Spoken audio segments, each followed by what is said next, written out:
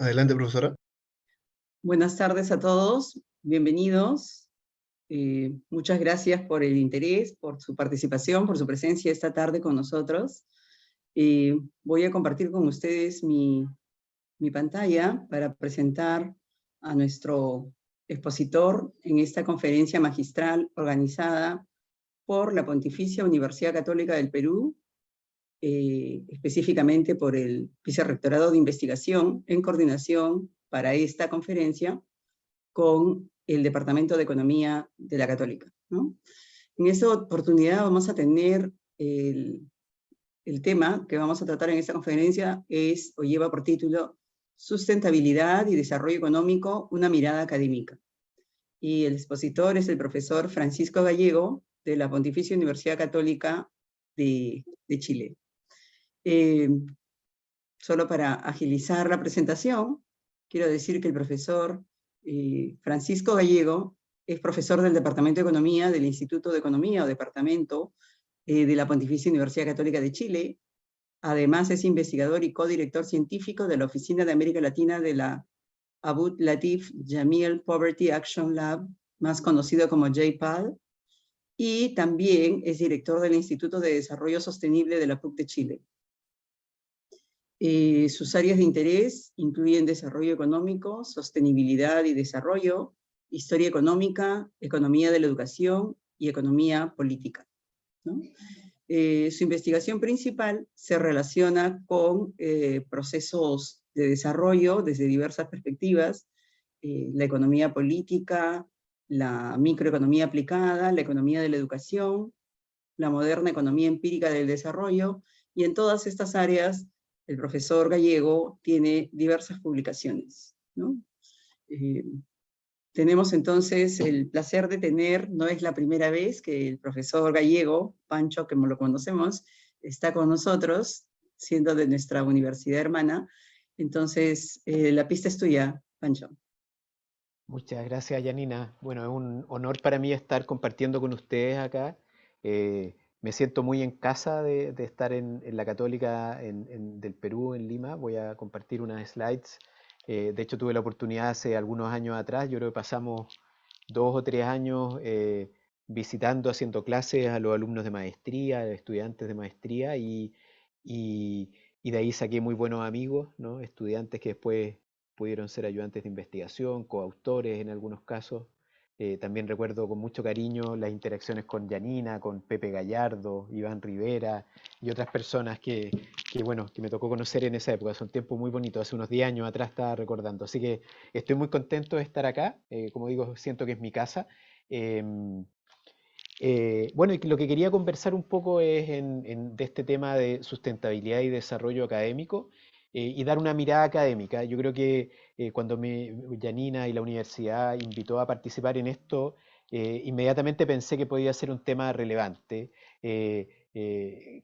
Yo soy una persona, como para darle un poco de background, que quizás he llegado a mirar este tema a los fines de los 40 años. Yo hacía investigación relacionada un poco con temas de sustentabilidad antes, pero de alguna manera también el objetivo de esto es motivar. Yo creo que hay una serie de preguntas, hay desafíos extremadamente importantes para el Perú, para muchos países, Chile ciertamente también, que tienen que ver con sustentabilidad, y creo que tenemos desafíos académicos muy importantes, y por eso que pensaba que podía hacer sentido compartir esto.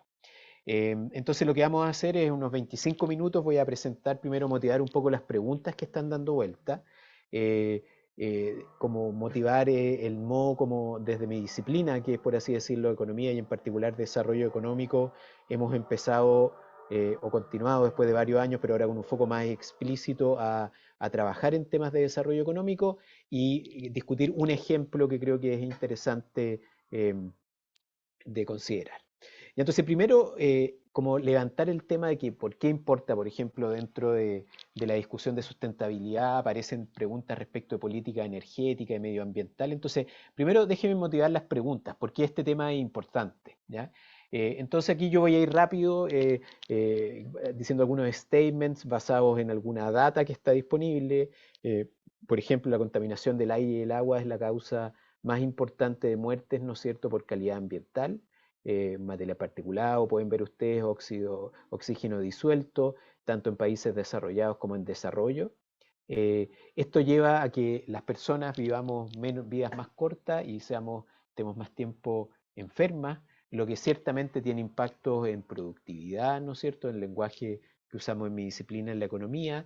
También genera incentivos, ¿no es cierto?, que pueden afectar otras dimensiones de la sustentabilidad o el desarrollo humano amplio, como la educación, ¿no es cierto?, la participación y la inversión en instituciones y todo, ¿ya? Y esto también impacta, ¿no es cierto?, por así decirlo, y aquí ahí le estoy compartiendo a ustedes, ¿no es cierto?, alguna evidencia a la educación, ¿no es cierto?, afecta al ingreso, afecta a las oportunidades de empleo, etcétera, la pobreza. Entonces, el punto que quiero hacer es que como hay evidencia, de alguna manera, ¿no es cierto?, que relaciona en varias situaciones de modo causal, ¿no?, Em, eh, aspectos medioambientales, aspectos energéticos, ¿no es cierto?, con resultados que tienen que ver con pobreza, desarrollo, etcétera. El desafío se hace más importante todavía porque si ustedes miran acá en este gráfico que presenta una fuente de datos muy útil que se ha ido haciendo popular en el estudio del desarrollo económico, que es mirar datos, ¿no es cierto?, de luces usando satélites por la noche. Esto es una proxy muy adecuada de provisión de bienes públicos, de desarrollo, de lugares donde hay ciudades, ¿no es cierto?, que son capaces de proveer esta fuente de energía. Y lo que es desafiante es que al mismo tiempo de los problemas energéticos que hemos tenido, ¿no es cierto?, hay una parte muy importante de nuestros países, del Perú, de Chile y de la humanidad completa, que no tienen acceso a esta energía y esta energía es muy importante para ayudar al desarrollo de las personas, ¿ya? Entonces, lo desafiante que hay acá es que si seguimos de alguna manera con el modo como hemos producido energía hasta ahora, basada en combustibles fósiles, ¿no es cierto?, es muy difícil que podamos responder a este desafío de entregar energía y a la vez generar condiciones ambientales que no generen las condiciones dañinas que hemos visto antes.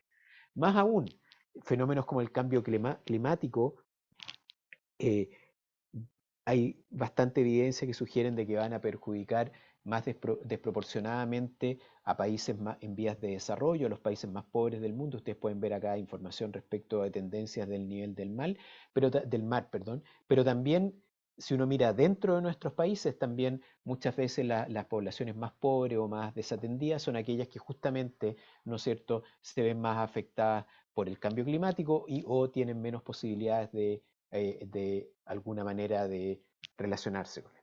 Entonces, con esta muy rápida, ¿no es cierto?, presentación de una motivación en términos, si ustedes quieren, de hechos estilizados o cosas así, quería ahora entrar a una discusión respecto de qué es sustentabilidad.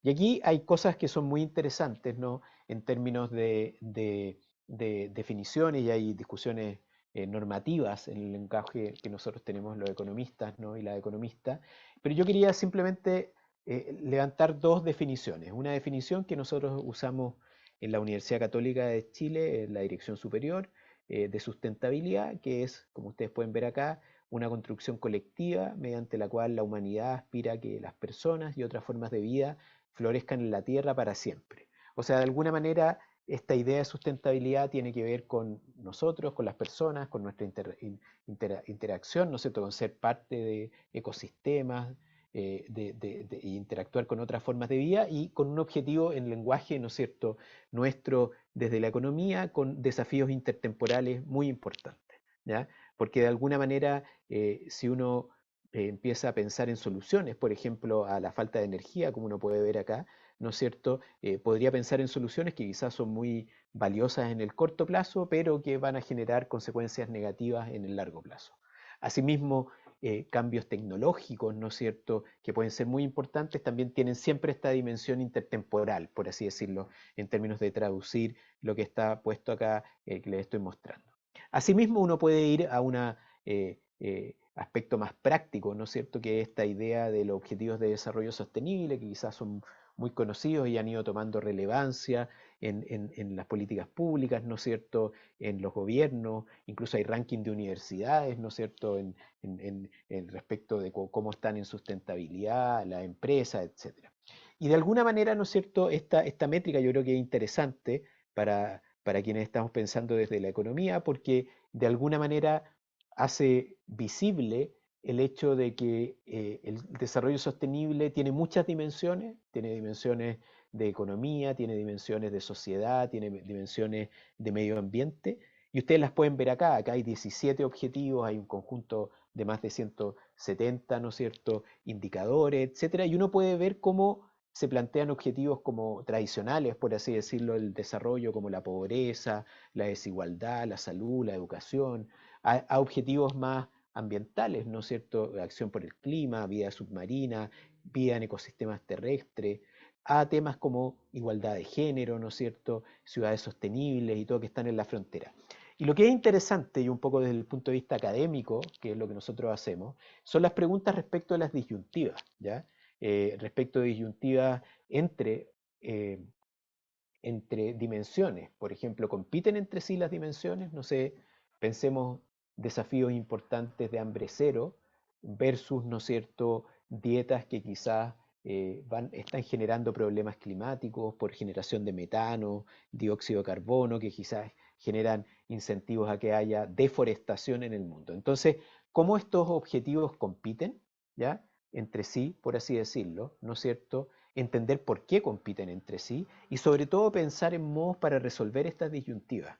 Eh, y en cierto sentido a las estudiantes, los estudiantes que estén acá y colegas, ¿no es cierto?, investigadores, yo quiero levantar este tema. Probablemente el futuro es un futuro en que o somos capaces de resolver, por ejemplo, disyuntivas entre crecimiento de un modo eficiente, entre crecimiento económico y cuidado del mundo, o vamos a estar en serios problemas. ¿Por qué es importante esto? Y aquí yo quería salirnos un poquito de nuestro continente. Acá hay unas fotos del movimiento de los chalecos amarillos, no lo voy a pronunciar en francés porque no quiero pasar vergüenza con mi francés, eh, pero de alguna manera estas son fotos que nosotros vivimos en Chile, iguales, ¿no es cierto?, que las que están acá, que vivimos en Chile en términos de estallido social, ¿no es cierto?, en octubre del 19, ustedes han tenido también en el Perú, ¿no es cierto?, situaciones parecidas.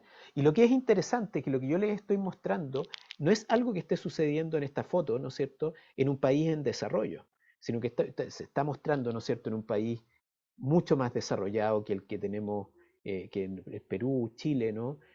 Más aún con un modelo de desarrollo donde el Estado, por ejemplo, es mucho más importante que en nuestros países. eh, y aún así, este estallido, esta situación social muy complicada, yo no sé si ustedes saben, pero surge básicamente del intento del gobierno de Francia de colocar un impuesto a la gasolina no muy grande, ¿no?, pero que generó una reacción, ¿no?, en la sociedad, especialmente en los sectores que trabajaban, ¿no es cierto?, con gasolina, etcétera. ¿Por qué trató de poner el impuesto a la gasolina del gobierno? Porque era básicamente una manera de colocar un impuesto a combustibles fósiles, ¿no es cierto?, para controlar todas las externalidades negativas.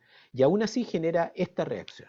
Y esta reacción probablemente pone patente, y el punto que quiero hacer acá, que no es solo de América Latina o de países más pobres como Perú o Chile, ¿no es cierto?, sino que es algo, un fenómeno mundial, que es cómo resolver de modo eficiente la disyuntiva, ¿no es cierto?, del calentamiento global, de generación, ¿no es cierto?, de emisiones de gases de efecto invernadero, ¿no es cierto?, en fin, ¿ya?, con desafíos de calidad de vida que las personas de alguna manera están planteando. Entonces, para mí, como volver atrás, aquí hay disyuntivas que tenemos que tratar de entender nosotros, ¿no es cierto?, desde nuestras disciplinas, con colaboración, estoy hablando aquí como desde como economista, pero que son súper importantes. O resolvemos esta disyuntiva o vamos a tener persistentemente situaciones en las cuales vamos a tener problemas de este tipo y no vamos a resolver probablemente de modo adecuado ni los objetivos sociales que tenemos como humanidad, ni tampoco los objetivos ambientales.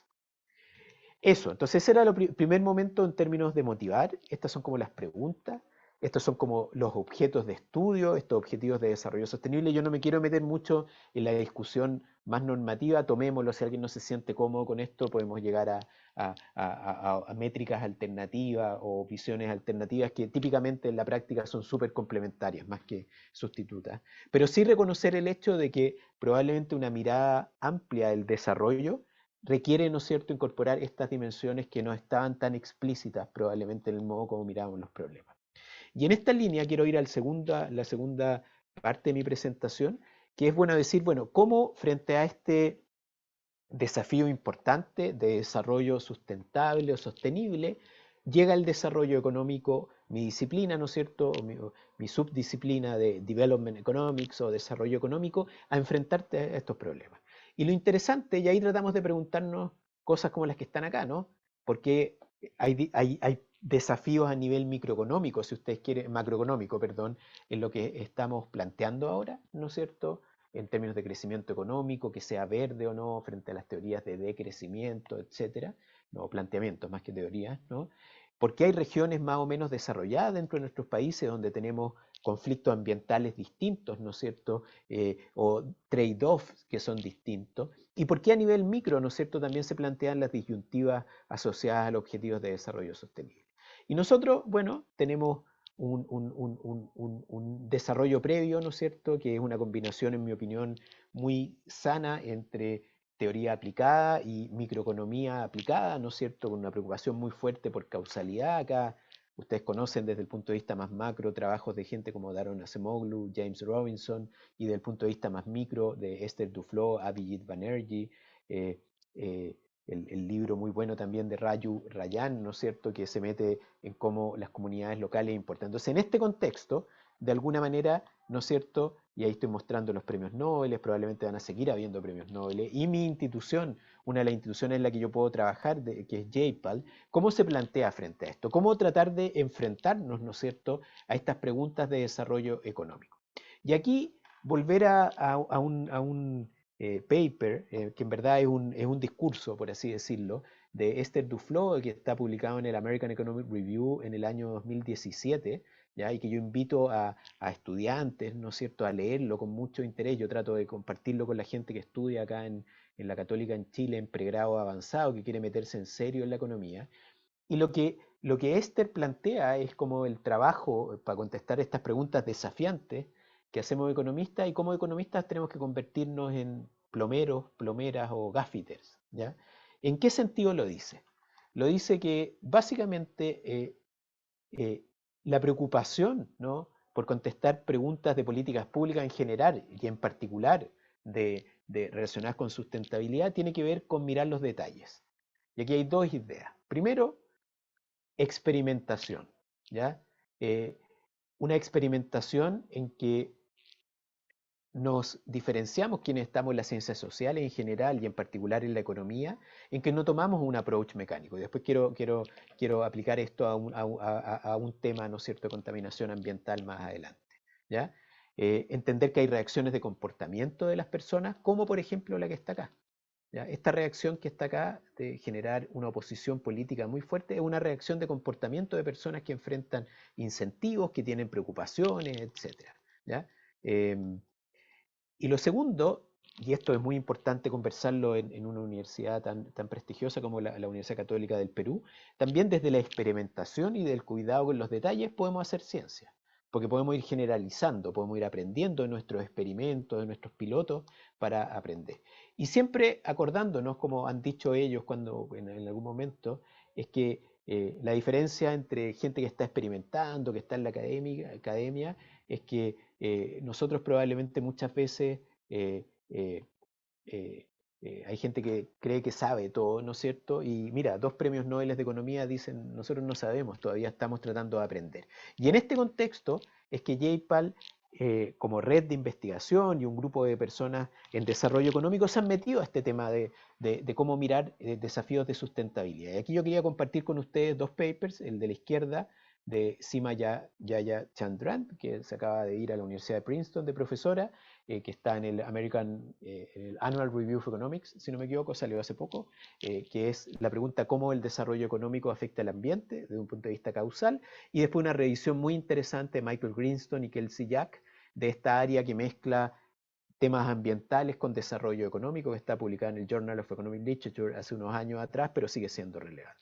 Entonces, quería ir avanzando en los 10 minutos que me quedan en esta conversación, en decir, bueno, ¿qué hemos ido aprendiendo? ¿Qué hipótesis, ¿no es cierto? Usando esta metodología de la experimentación, de plantear teoría aplicada que pueda ayudarnos a contestar preguntas de sustentabilidad, ¿qué hemos ido aprendiendo? ¿Ya? Y aquí hay también mencionar que en JPAL hay una iniciativa muy grande, que es el King Climate Action Initiative, que hay una invitación también a personas que puedan colaborar. Esto está, como todas las cosas de JPAL, es una iniciativa que está muy orientada en las personas que participamos en la red, pero hay todo un esfuerzo que queremos hacer para sumar personas investigadoras, investigadores locales a contestar preguntas que tienen que ver con la acción climática, ¿no es cierto?, y con otros desafíos de sustentabilidad. Y en este contexto, uno podría plantear de modo muy simple 4 hipótesis para tratar de entender por qué estamos con problemas de calidad ambiental, por así decirlo, si ustedes quieren, ¿ya? Em, y 4 hipótesis, ¿ya? Entonces, por ejemplo, hay una primera hipótesis que tiene que ver con efecto ingreso, ¿ya? A bajos niveles de ingreso, las personas pueden valorar más el consumo que la calidad ambiental.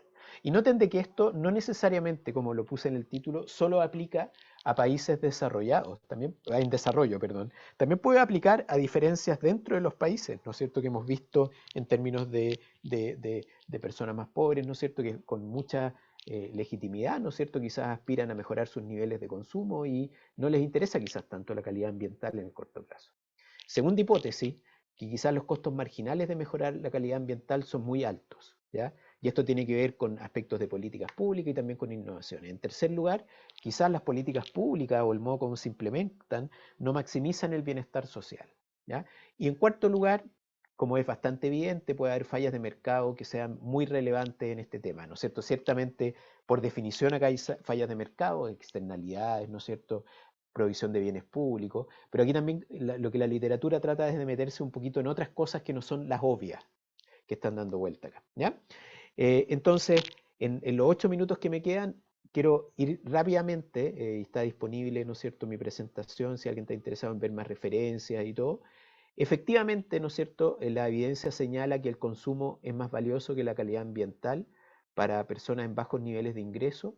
Es evidencia que es mixta y típicamente es correlacional. Acá hay dos trabajos que presentamos que tienen evidencia causal. Tenemos que saber más de esto. Y sobre todo tenemos que saber más respecto de cómo a nivel micro nuestras políticas públicas son capaces de resolver al mismo tiempo, ¿no es cierto?, desafíos de pobreza con desafíos de sustentabilidad. Por ejemplo, hay un programa, si no me equivoco, en el Perú, ¿no es cierto?, que para combatir en otros lugares del mundo también, pero en Perú yo sé que hay, que para combatir la deforestación de algunas áreas se utilizan las transferencias condicionadas como una herramienta directa para poner incentivos a las familias, ¿no es cierto?, a combatir la deforestación, pero al mismo tiempo ofrecer, ¿no es cierto?, como lo hacen las transferencias condicionadas, un dinero, ¿no es cierto?, que pueda ayudar a que las personas puedan satisfacer sus necesidades de modo más adecuado.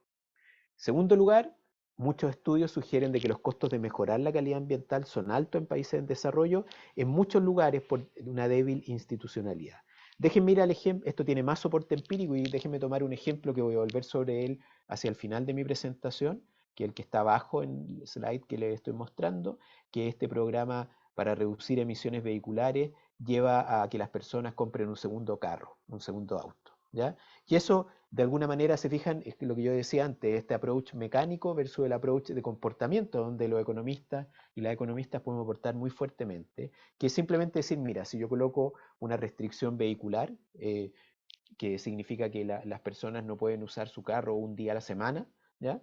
Yo podría pensar mecánicamente que eso va a bajar el uso del auto, pero cuando pienso en términos de los incentivos que esto genera, puedo generar que las personas se compren un segundo carro, como lo que menciona acá este trabajo de Lucas Davis.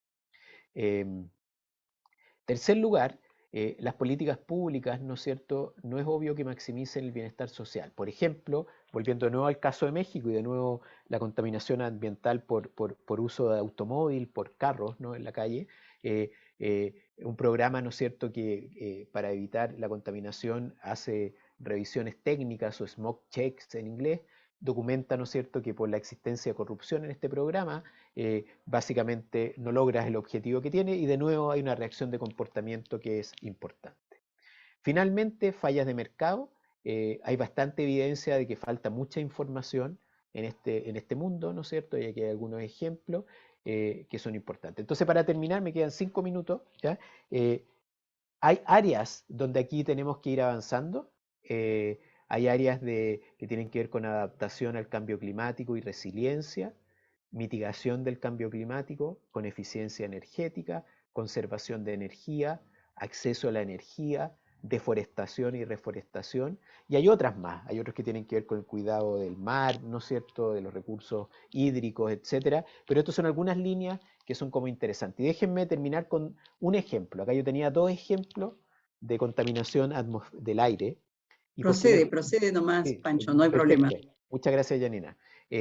Uno es por qué que uno es el uso de cocinillas o estufas, ¿no es cierto? Y contaminación intradomiciliaria, que es una fuente muy importante tanto de problemas de salud, porque internalizamos, ¿no es cierto?, lo que contamina, y a la vez de externalidades, porque si usamos combustible, ¿no es cierto?, leña que no está seca o combustibles fósiles, vamos a terminar generando una contaminación importante, o carbón en particular, ¿no es cierto?, en nuestro entorno, y restricciones vehiculares y contaminación por el uso del auto. Me voy a saltar la primera, voy a ir al uso del auto y en los 4 o 6 minutos que Janina ya me permitió que me pasara un poquito Por más, ¿no? favor.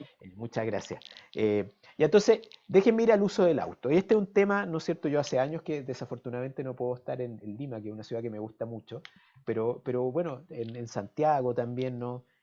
Ustedes, la congestión y la contaminación por el uso del auto es súper importante, ¿no? La congestión en particular y la contaminación local, que ustedes, yo creo que en Lima tienen, como tienen el mar al frente, no es tan importante alguna parte de ella, por material particulado y todo, pero como tienen el mar se ventila más, pero hay muchas ciudades como el DF, ¿no es cierto?, Bogotá, en fin, incluso Santiago y otras ciudades de países más desarrollados que cuando tienes una cantidad muy grande de carros funcionando en la ciudad, ¿no?, generan contaminación y eso genera los daños que conversábamos antes, ¿ya?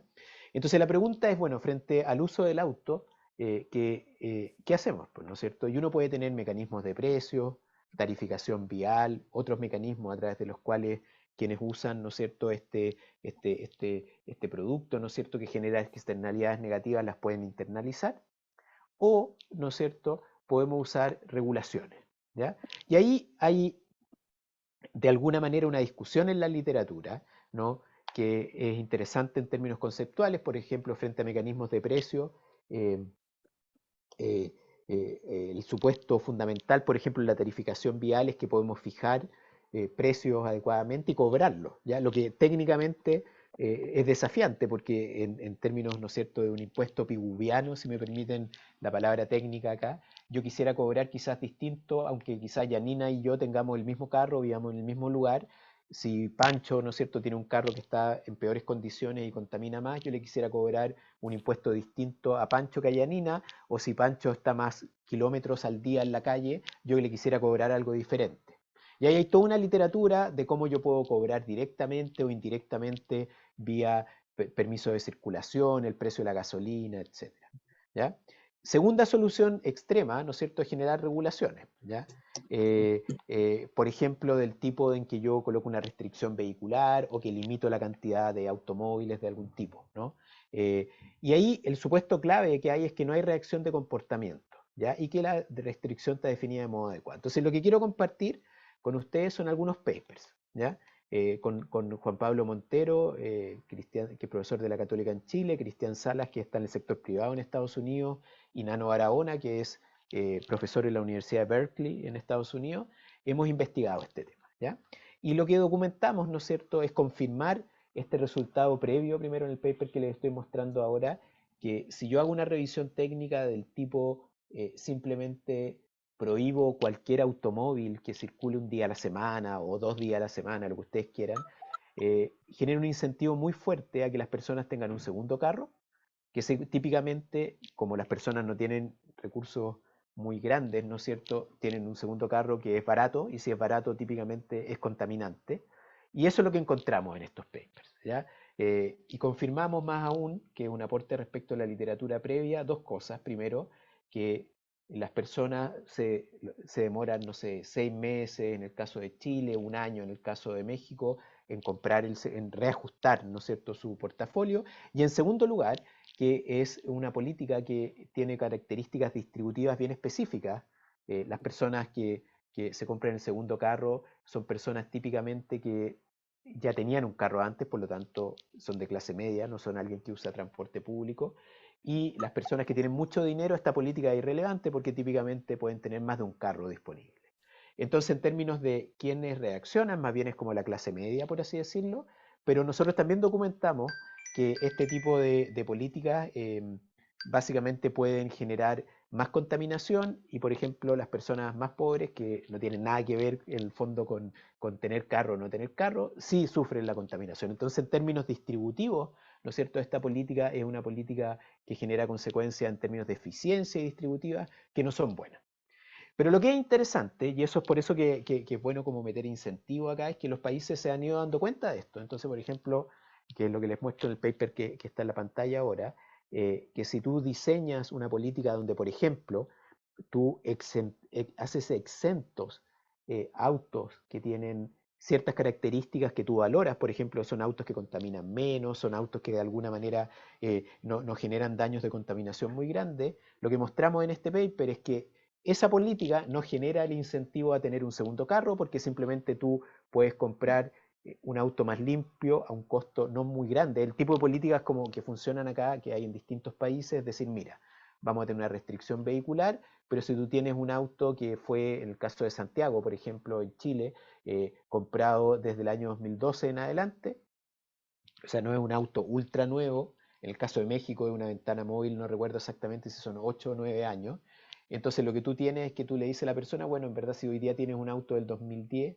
y quieres ser exenta de esta restricción vehicular, compra uno del 2012, eso no cuesta en términos de dinero demasiado más caro, la persona tiene un auto más limpio, no soluciono los problemas de congestión, que eso es otra cosa, pero sí voy a tener una solución, ¿no es cierto?, en que la política, vía regulaciones, logran que los autos que estén funcionando en la calle funcionen de modo adecuado, ¿ya?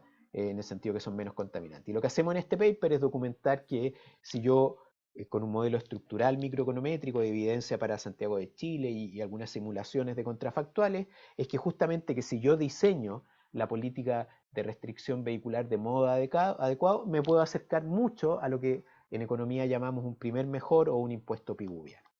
Entonces, lo que es importante acá, como el mensaje que yo quiero transmitir acá, es cómo en esta disyuntiva entre tener cuidado del medio ambiente y que las personas puedan, el caso, podemos discutir, hay personas que tienen posiciones muy fuertes frente a esto, que es ilegítimo en cualquier momento tener un automóvil, yo no me quiero meter en eso, sino que simplemente frente a una persona que libremente decide moverse de un lugar a otro, yo puedo desarrollar una política que es capaz de lograr el objetivo social de que no haya contaminación sin afectar tan fuertemente, ¿no es cierto?, el bienestar de la persona que necesita el auto, el carro, ¿no es cierto?, para moverse de un lugar a otro. Y ese es como el mensaje, por así decirlo.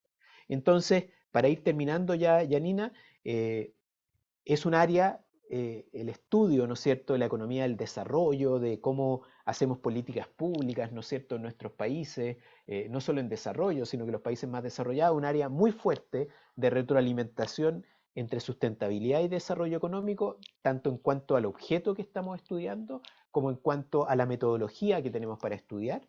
Hay preguntas de investigación y de políticas públicas que yo creo que son sustantivas. Esto a mí me ha ido pasando con desarrollo, con sustentabilidad, como hay un paper muy famoso de Robert Lucas, que era una persona que trabajaba primero en temas como de ciclo económico, ¿no es cierto?, y de inflación, etcétera, hizo contribuciones muy importantes que dijo, mira, yo cuando empecé a pensar en crecimiento económico no pude dejar de pensar en otra cosa. A mí me ha ido pasando lo mismo con sustentabilidad, porque creo que hay preguntas que son intelectualmente desafiantes en términos de investigación, eso es lo que yo soy fundamentalmente, pero que tienen implicancias monumentales en las políticas públicas.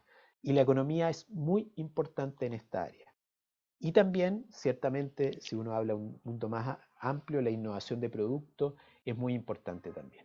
Eso, entonces con eso quisiera terminar, agradecer por este tiempo y disculpar por haberme pasado en el tiempo un par de minutitos, Janina. Muchas gracias. Para nada, Pancho, muchísimas gracias por tu presentación tan motivadora. Quiero empezar disculpándome porque en el apuro se me pasó mencionar tus grados.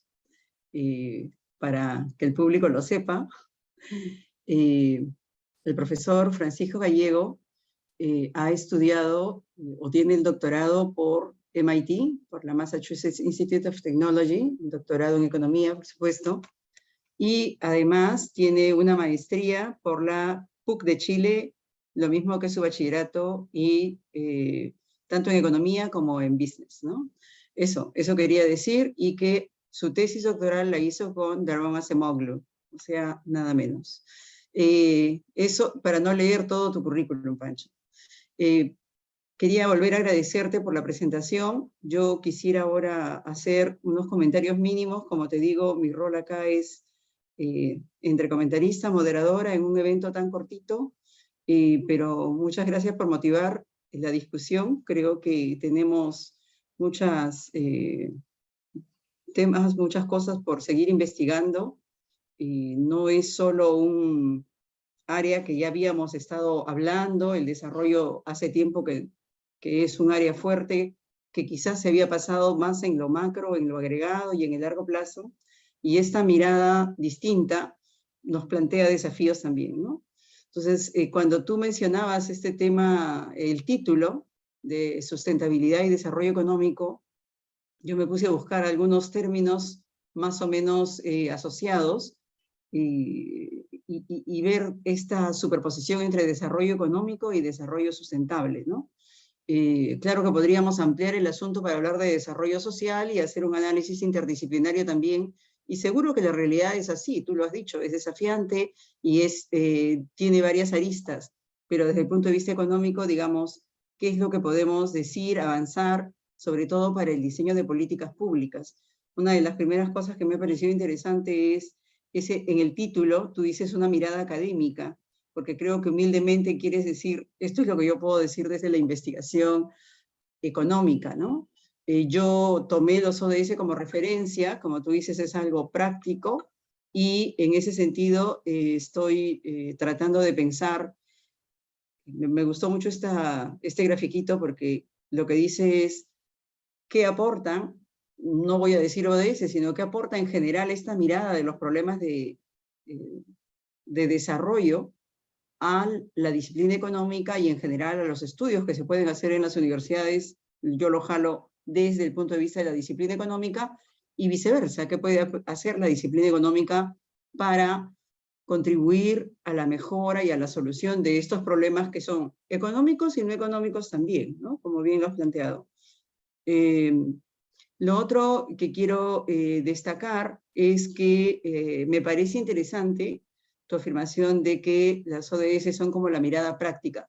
Efectivamente, yo creo que las ODS, los Objetivos de Desarrollo Sostenible de las Naciones Unidas, nos ayudan como a ubicar los problemas, pero la realidad es dinámica, conjunta e interactúa con todas estas dimensiones y muchas otras que a lo mejor merecerían un énfasis aparte también. En ese sentido, creo que tu consideración de los aspectos del ODS, enfatizando quizás unos más que otros por tu propia orientación en las investigaciones, lo que nos muestran es la urgencia desde el punto de vista de la población por priorizar la atención de estos indicadores, ¿no? Una cosa fundamental, me parece, en ese asunto es los datos, la información, lo que se está recogiendo acerca de qué se avanza en cada uno de estos ODS y cómo eso resuelve estos problemas más grandes de desarrollo económico que tenemos hace mucho tiempo. en los países en desarrollo, pero también en los desarrollados. ¿Quién monitorea eso, no? ¿Y quién establece cuáles son las prioridades? En estos conflictos que tú planteabas, ¿quién dice si tenemos más autos y eso genera más o menos problemas? Cuando las distancias son tan grandes, los autos se hacen medio difíciles de sustituir. Hay países chiquitos en Europa donde las soluciones que surgen a lo mejor no son aplicables a Brasil o a México, ¿no? Porque en México esto que tú has contado es palpable y era claro que la distancia era brutal. Y cuanto más pistas hacían, más autos aparecían, no era que hubiera menos congestión, con lo cual el problema no terminaba de resolverse, ¿no?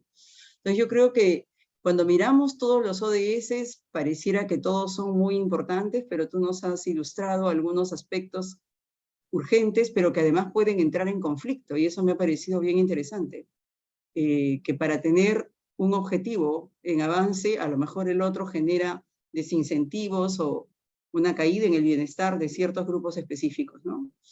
Cuando hablamos de sustentabilidad, como que queremos priorizar, así lo entiendo por lo menos, el medio ambiente y específicamente adaptar medidas urgentes para combatir el cambio climático. Y a veces esto lo confundimos con objetivos específicos. Tengo colegas que trabajan en el tema del agua, por ejemplo, probablemente con una mirada muy particular al caso peruano, y no sé cuánto se trabaja de mares, pero sí de lagos, o asociado a la producción agropecuaria. Pero hay otros elementos que también contribuyen a estos problemas de cambio climático, ¿no? Es la energía renovable o no renovable, que sea accesible, porque si no, ¿cómo conseguimos mejorar ese clima y cómo mitigamos los efectos?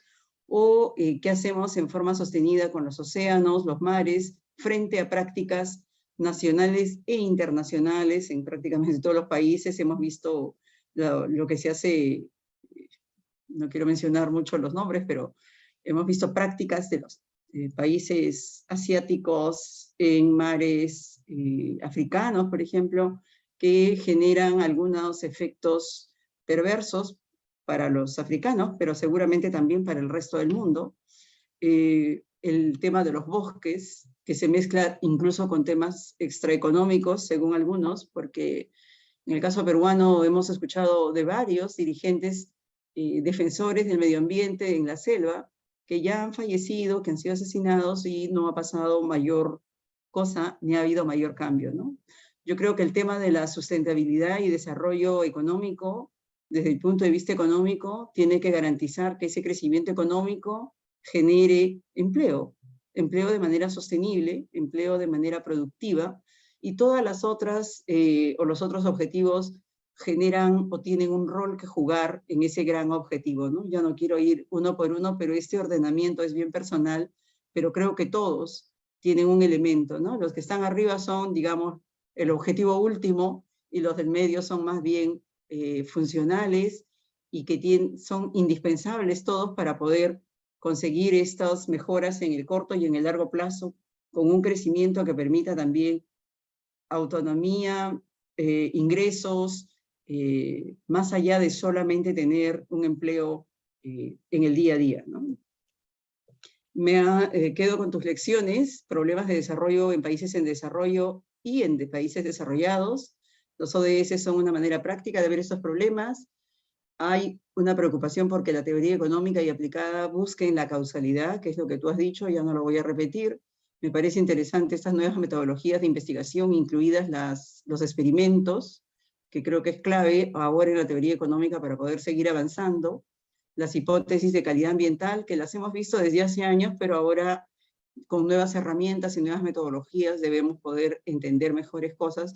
Y bueno, otros elementos más, ¿no? Por ejemplo, cuáles son los desafíos extraeconómicos, como los que tú referías, que pueden entrar en conflicto, por qué es importante hacer un monitoreo, que existan datos. En el caso peruano, el INEI genera estadísticas, a lo mejor no están tan actualizadas unos indicadores más que otros, y además es clave la voluntad política, la decisión política de los que hacen políticas públicas y políticas a secas, de los que están tomando las decisiones en el día a día, porque ellos son los que ponen en muchos casos las reglas de juego en favor o en contra.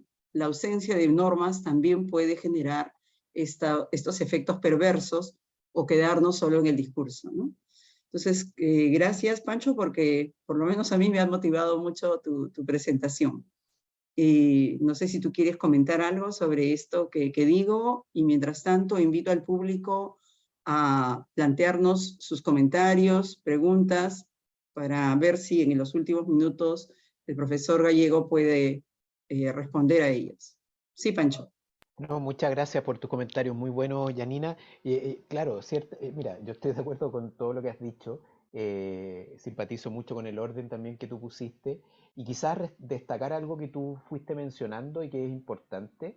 Claro, esto de tener 17 cosas dando vuelta, ¿no es cierto? Como que compiten entre sí o se complementan unas con otras, eh, como que dificulta un poco, ¿no? Porque yo digo, ¿cómo puedo priorizar y todo? Pero tú dijiste algo que yo creo que es bien importante para nosotros como gente que está investigando, ¿no? Desde el punto de vista de tratar de entender fenómenos sociales, que son como temas dinámicos, ¿no es cierto? Entonces, hay momentos que quizás, no sé, pues por ejemplo, el tema del el tema del hambre, por ejemplo, es un tema que quizás, ¿no es cierto? Si no hubiésemos tenido una guerra de Ucrania con Rusia en este momento, no lo estaríamos discutiendo con tanta intensidad, por así decirlo, por el aumento del precio de granos, ¿no es cierto? Y todo, que están afectando el precio de alimentos, por la pandemia, etcétera. Entonces, como que eso ahora está, pero quizás en 5 años más va a haber otra cosa que va a estar dando vuelta y donde de alguna manera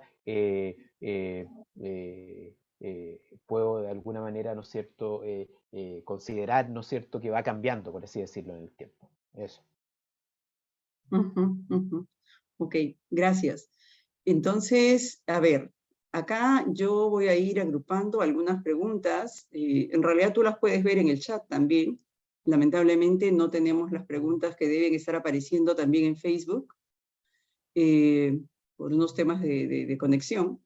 Pero tenemos acá algunos comentarios, más que preguntas por ahora, que tienen que ver con algunas, José Carlos Silva, bueno, que son más afirmaciones.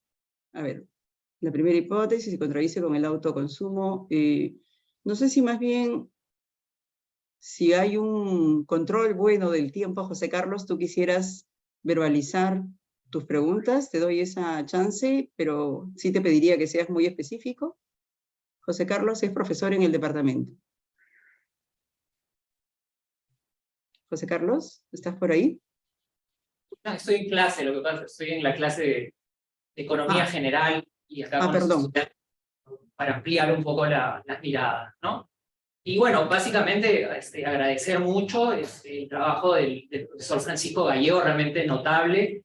Leí un poco los trabajos en el Instituto de Medio Ambiente, ahí en la Universidad Hermana de la Pontificia Universidad Católica, y realmente me gustó mucho que tenga esa mirada interdisciplinaria y transdisciplinar. Quizás mis comentarios, bueno, van en crítica más desde una mirada de economía ecológica, que es la que yo tengo. Pero para no tomarme mucho tiempo, me quedaría solamente con la pregunta que puse ahí sobre cómo avanzar en la enseñanza interdisciplinaria en una carrera de economía, ¿no? O sea, ¿qué pasos recomiendan la experiencia para avanzar sobre ese tema? Esa sería mi pregunta. Gracias. Muchas gracias, José Carlos, por ser tan directo y breve. Sí, empecemos por ahí y luego seguimos con las otras, si te parece, Francisco. Muy bien, muchas gracias. No, muy interesante. Me voy a tomar un poco la libertad de hablar de un poco de este instituto que acaba de crear la Universidad Católica de Chile hace como 3 años, que es un modelo que nosotros ya tenemos 3 institutos. Entonces, como contarles, porque creo que esto es importante para la pregunta de José Carlos en varias dimensiones, Ok, que es una unidad académica, entonces es como el Departamento de Economía, en términos de generación de docencia, de investigación, y la apuesta que ha tenido la universidad, y de hecho, no sé si ustedes saben, pero por ejemplo la Universidad de Stanford acaba de crear un School of Sustainability, de hecho es primera facultad que crea en 70 años. Harvard acaba de crear un instituto para el cambio climático y la sustentabilidad, que de hecho está dirigido también por un economista, por Jim Stock, de Stock Watson, ¿no es cierto?, para la gente que hace econometría o macro. Y es una apuesta por decir básicamente, mira, Lo que queremos hacer acá es, desde saberes disciplinares, ofrecer oportunidades de colaboración en docencia y de creación de investigación en que se combinan estos saberes, ¿ya? Entonces, frente a la pregunta de José Carlos, yo creo que ese tipo de apuestas son súper interesantes. Sí, yo quiero decir dos cosas, que este tipo de apuestas no implican que la gente aprenda menos economía, ¿ya? De hecho, yo creo que más bien es al revés. Tanto la gente que estudia economía como en otras disciplinas, es muy importante que la gente aprenda economía. Hay problemas sustantivos que tenemos hoy día de cambio climático, que son tragedia de los comunes, que son mercados que no funcionan bien, y ahí nosotros tenemos una ventaja comparativa muy importante. Entonces, lo que nosotros necesitamos es que la gente entienda economía muy bien, no que se conviertan así como en renacentistas, así como que saben de todo y todo, porque eso es imposible, ¿ya? Que sepan muy bien economía, pero que nuestros estudiantes y las personas que hacemos investigación tengamos una exposición a otras disciplinas, seamos capaces de colaborar, seamos capaces de comunicarnos, de tener lenguajes comunes, y eso sería mi respuesta a José Carlos. Entonces, eso es, ¿ya? Nosotros, por ejemplo, acá en la universidad tenemos una línea, tenemos distintas cosas. Entonces, por ejemplo, en el departamento de economía hay un minor que está partiendo de sustentabilidad, y la universidad también le pide a cualquier estudiante de la universidad que tome al menos un ramo de la línea de sustentabilidad y ecología integral. De hecho, yo estoy haciendo un ramo introductorio en esa línea, y yo comparto con colegas que vienen de las ciencias básicas, ¿no es cierto?, que vienen de la antropología. Hay discusiones muy interesantes de temas que ha mencionado José Carlos, del pluriverso, objetivos de desarrollo sostenible y todo. Pero el segundo punto que yo quiero decir es que eh, hay una cierta urgencia práctica por los desafíos que enfrentamos, en lo cual es muy importante ir avanzando más en las cosas que nos unen que en las que nos dividen, ¿ya? ¿En qué sentido? ¿Ya? Por ejemplo, yo podríamos entrar en una conversación súper detallada respecto del pluriverso, objetivos de desarrollo sostenible, etcétera, etcétera. Y al final del día, en la práctica, ¿no es cierto?, Eh, eh, vamos a darnos cuenta. Yo acabo de ver un paper de un estudiante de management que justamente muestra cómo, por ejemplo, al final del día no hay tanta diferencia en términos de cómo podemos ir avanzando en políticas públicas, ¿ya? Eso, ¿ya? Eso quería como hacer un llamado en el sentido de urgencia, ya que hay cosas prácticas en las cuales hay que responder preguntas concretas, y también separar un poquito lo que son nuestras preferencias personales, por así decirlo, ¿no es cierto? Las preferencias personales respecto de las preguntas de políticas públicas que podamos hacernos. Quizás a mí me encanta, ¿no es cierto?, las bicicletas y modo alternativo y todo, pero yo no sé si yo le voy